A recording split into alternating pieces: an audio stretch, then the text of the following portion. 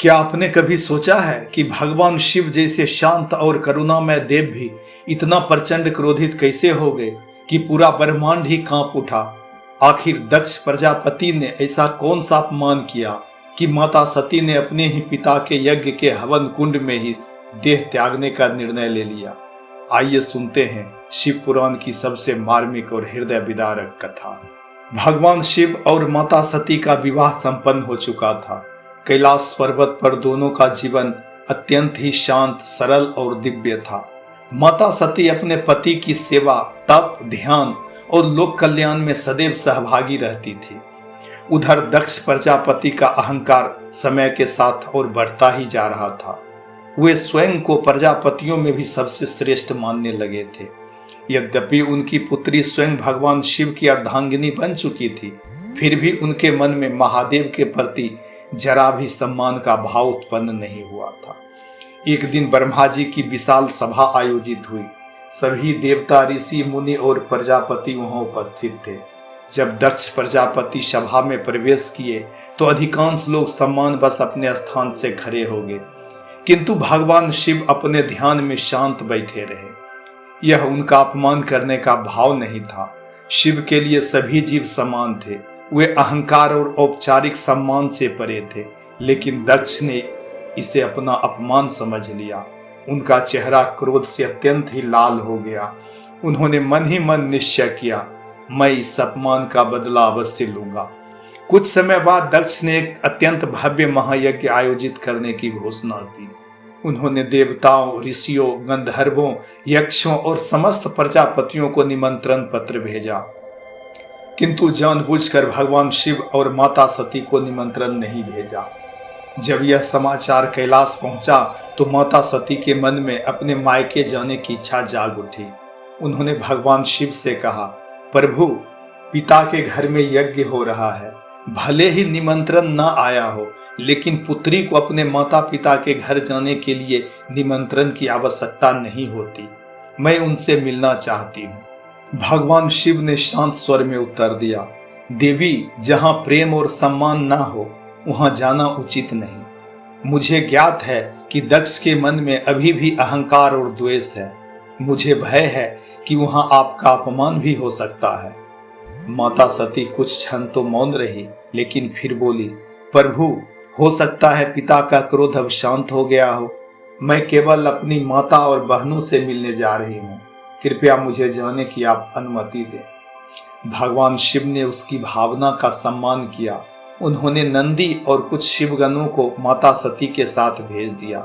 माता सती जब दक्ष के महल पहुंची तो वहां विशाल यज्ञ चल रहा था। चारों ओर वैदिक मंत्रों की ध्वनि गूंज रही थी। देवता अपने अपने स्थान पर विराजमान थे, किंतु माता सती को देखकर किसी ने भी विशेष स्वागत नहीं किया।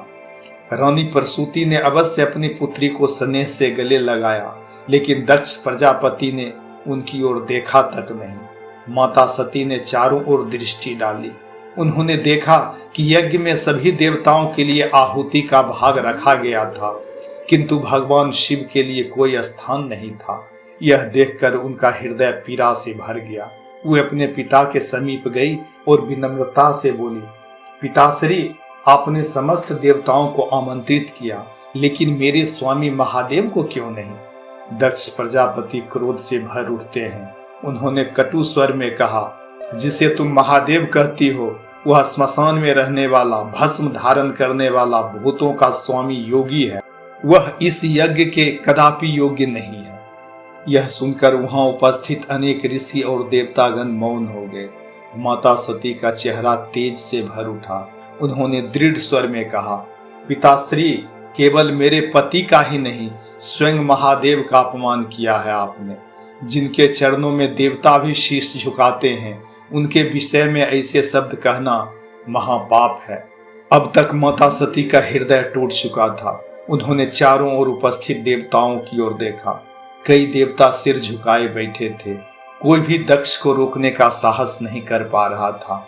माता सती ने गहरी सांस ली और कहा, यह शरीर मुझे आपसे प्राप्त हुआ है। आज मुझे लज्जा हो रही है कि मैं इसे पिता की पुत्री कहलाऊं, जो स्वयं महादेव का अपमान कर रहे हैं। अब मैं इस शरीर को अब और धारण नहीं कर सकती हूँ। पूरा यज्ञ मंडप स्तब्ध रह जाता है। रानी प्रसूति रोते हुई अपनी पुत्री की ओर दौड़ती है। देवताओं ने उन्हें रोकने का प्रयास किया, किंतु माता सती का निर्णय अटल था। उन्होंने भगवान शिव का ध्यान किया और आंखें बंद कर ली। गहन योग में लीन हो जाती हैं। कुछ ही क्षणों में उनके शरीर से दिव्य तेज निकलता है। योग की अग्नि उनके भीतर प्रज्वलित हुई। सभी देवता विस्मय से यह दृश्य देख रहे थे। अगले ही क्षण माता सती ने योगाग्नि के माध्यम से अपनी देह का त्याग कर दिया। पूरा यज्ञ मंडप शोक में डूब जाता है। आकाश में बादल गरजने लगे, धरती कांपने लगती है, सूरज का प्रकाश भी मंद पड़ जाता है। देवताओं की आंखों से आंसू बहने लगते हैं। नंदी और शिवगण विलाप करने लगते हैं। उन्होंने तुरंत कैलाश जाकर भगवान शिव को यह दुखद समाचार सुनाया। जैसे ही भगवान शिव ने माता सती के देह त्याग का समाचार सुना, वे कुछ क्षणों तक तो मौन रहे। उनकी आंखों से अश्रु निकलने लगे। फिर उनका शांत स्वरूप धीरे धीरे रौद्र रूप में परिवर्तित होने लगता है। उनकी जटाएं आकाश में लहराने लगती हैं। तीसरा नेत्र अग्नि के समान प्रज्वलित हो उठता है। पूरा कैलाश ही कांपने लगा। क्रोध और शोक से भरे भगवान शिव ने अपनी एक जटा पृथ्वी पर पटक दी। उस दिव्य जटा से एक महापराक्रमी योद्धा प्रकट होता है। उसका शरीर अग्नि के समान तेजस्वी था। हाथों में विशाल अस्त्र थे। उसकी गर्जना से दिशाएं कांप उठी। भगवान शिव ने कहा, वीरभद्र जाओ, दक्ष के यज्ञ का अंत करो। अहंकार को उसके परिणाम का ज्ञान होना ही चाहिए। वीरभद्र ने हाथ जोड़कर आज्ञा स्वीकार की और विशाल शिवगण सेना के साथ यज्ञ की ओर प्रस्थान किया। उधर यज्ञ मंडप में किसी को भी यह आभास नहीं कि अब स्वयं महादेव का रौद्र रूप प्रकट होने वाला है। श्रोताओं, यह कथा हमें सिखाती है कि अहंकार मनुष्य का सबसे बड़ा शत्रु है। साथ ही साथ यह कथा हमें यह भी सिखाती है कि किसी का अपमान, विशेषकर धर्म और सत्य का अपमान, अंततः विनाश का कारण ही बनता है। अगर आपको यह कथा पसंद आई हो तो वीडियो को लाइक करें, अपने परिवार और मित्रों के साथ शेयर करें और ऐसे ही अद्भुत सनातन धर्म की कथाएं सुनने के लिए हमारे चैनल टेल्स विद रंजीत को सब्सक्राइब करना ना भूलें। हर हर महादेव, जय सनातन।